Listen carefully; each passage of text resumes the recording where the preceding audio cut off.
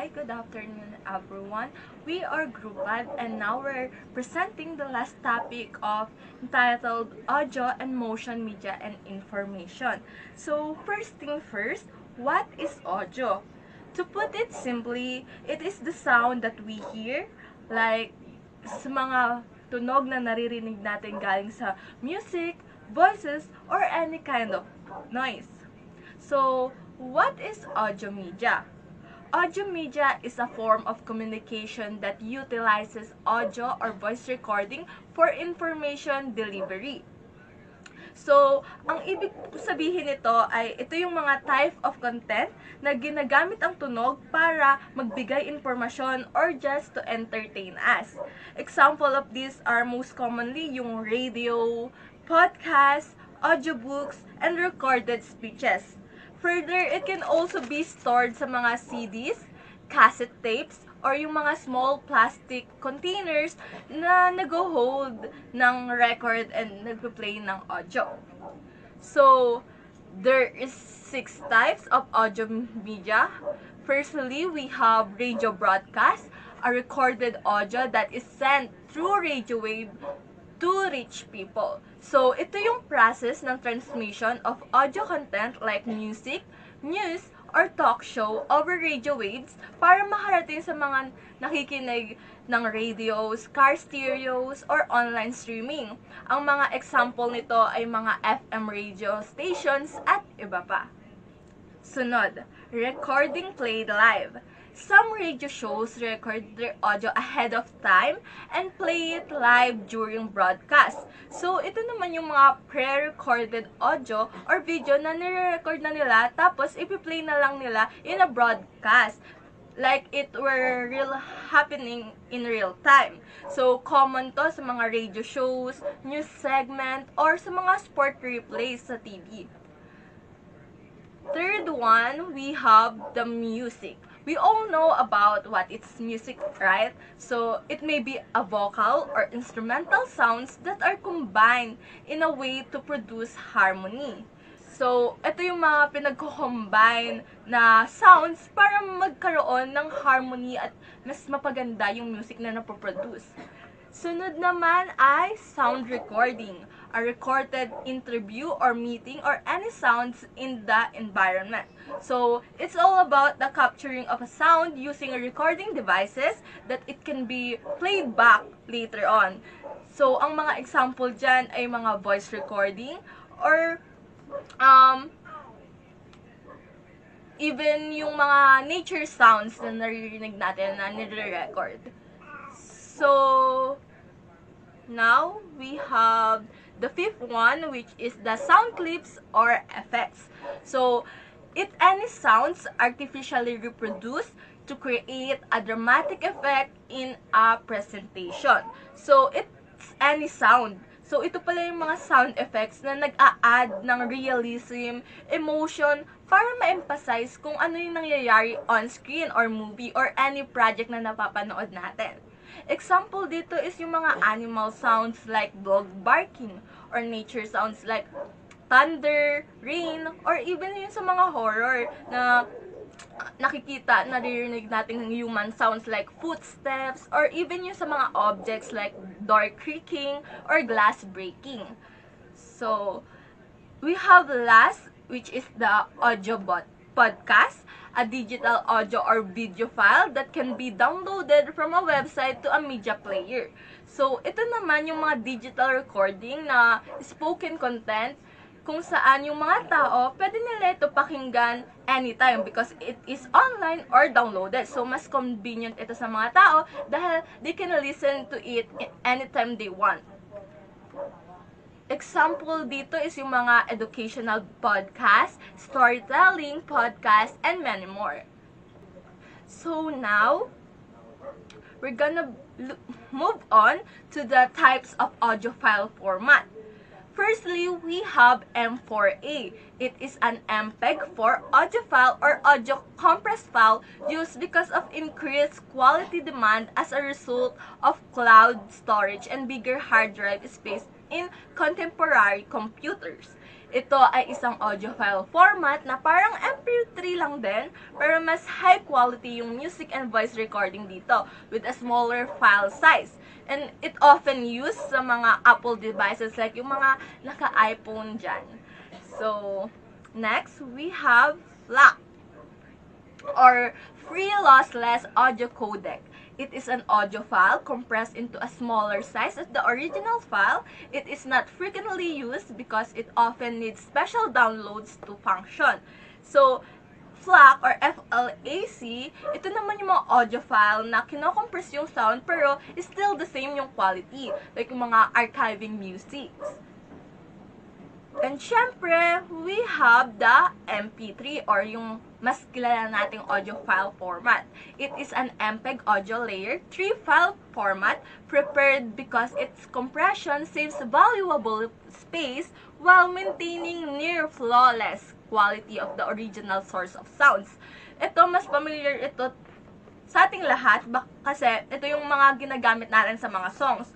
Or ito yung audio file format na nagbi-mix ng sound file smaller while keeping a good quality. So, most commonly ginagamit ito sa mga songs, voice messages, sound effects, at iba pa. So, let's move on for the fourth, which is the MP4.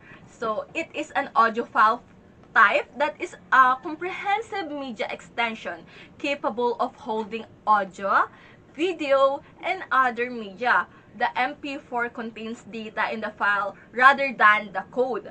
So, isa rin to sa mga popular na alam nating audio file format na ginagamit para mag-store ng video, audio, and other media. Examples dito is yung mga movies, YouTube videos, recorded lectures, music video, at yung mga reels sa social media clips na nakikita natin in Instagram, Facebook, at TikTok.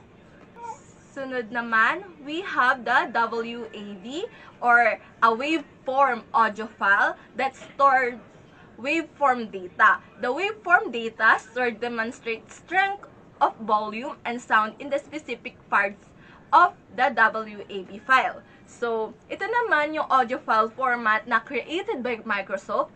Kilala rin ito sa pag-store ng audio file in a good quality even in a smaller sizes.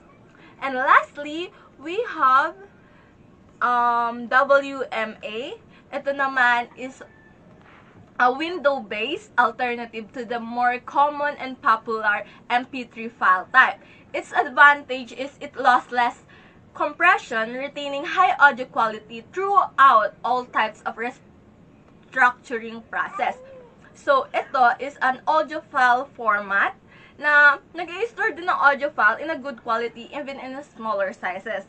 And my last pa pala, which is the AAC.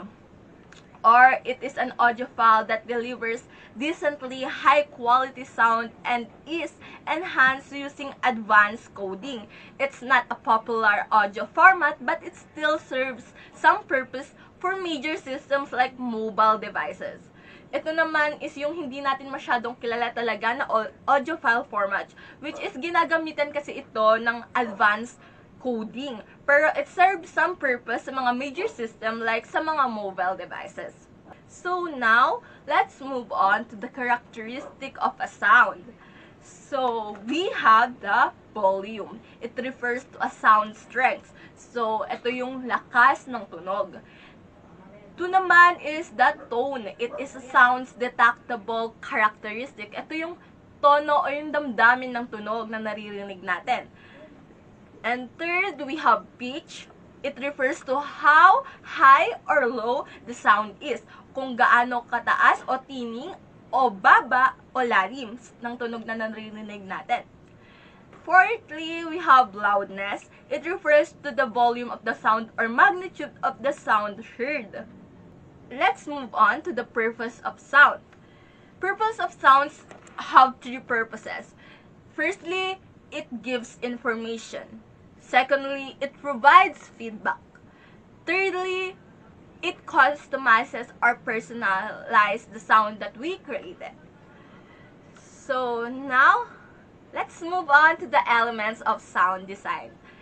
we have the dialogue. It refers to the speech or conversation. Dialogue or yung mga nakikita o naririnig natin in TV shows, like yung palitan ng conversations or yung mga dialogue na sinasabi nila sa isa't isa ng mga protagonists or ibang characters.